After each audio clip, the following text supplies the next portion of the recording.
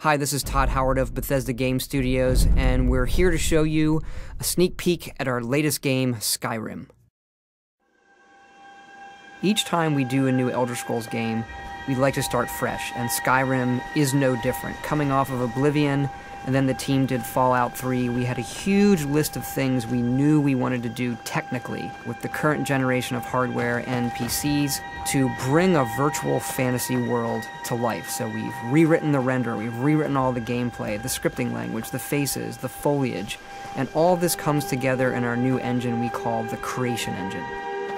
So we're interested in all the little details like this plant here, the medium details of these logs and trees, and all the way up to distant mountains. And if you've played our previous stuff, you know that mountain is not just a backdrop. You can walk all the way to the top of that mountain.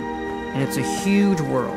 Like our previous games, you can create any kind of character you want and then go do what you want. The game's primarily designed as a first-person game, but you can also play in third person.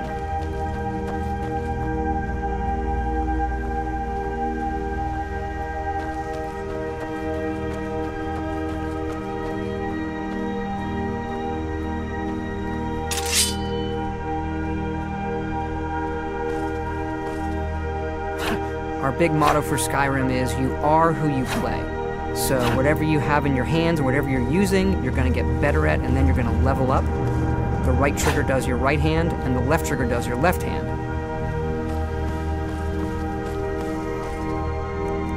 And you could put either a weapon or a spell.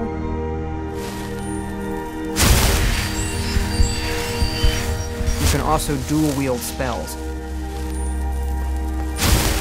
What's really cool here is, if you put the same spell on both hands and pull both triggers, you can get a bigger, more powerful version of that spell. Up here we have standing stones. There are 13 of these throughout Skyrim's landscape, and they give you special abilities, but you can only have one of these active at a time.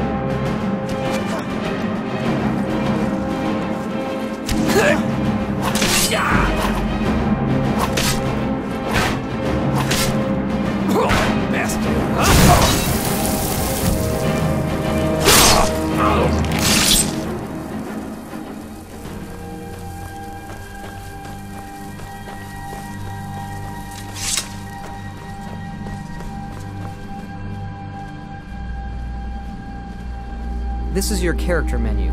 Here you can see all your items, not just what they do stat-wise, but also what they look like. Each of the thousands of objects you can find can be zoomed in, rotated, and looked at in high detail.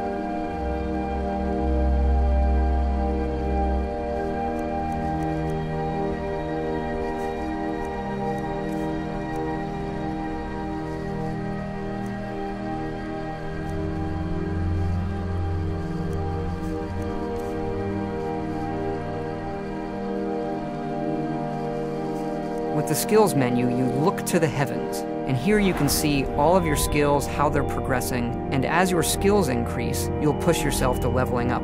The higher the skill, the more it affects your level progress. And when you level up, you get to pick a perk. Each of these skills has its own perk tree. As you develop your character, it's like the game is drawing this custom constellation for who you are. Lastly, we have the map, and we're just going to pull the camera back here and show you how the level of detail system works in the game. We're just rendering the whole world.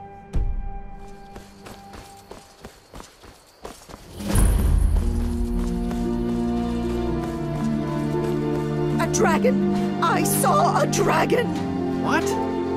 What is it now, Mother?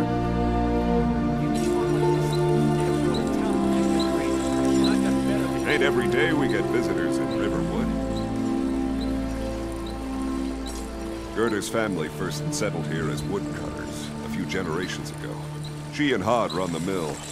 I make a decent living sharpening axes and fixing the sawmill.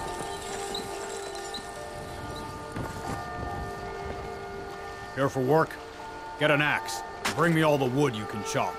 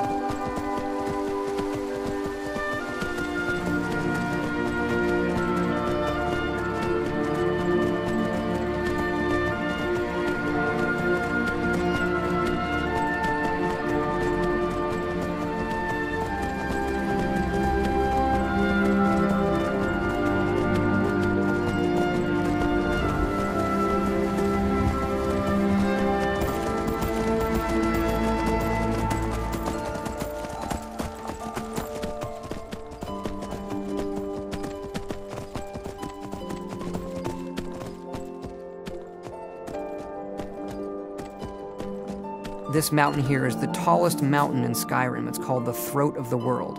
It is home to the Greybeards, who are masters of the voice. The voice is the ability to use the language of dragons and form these magical shouts. And this is a power that you will learn throughout Skyrim's main quest.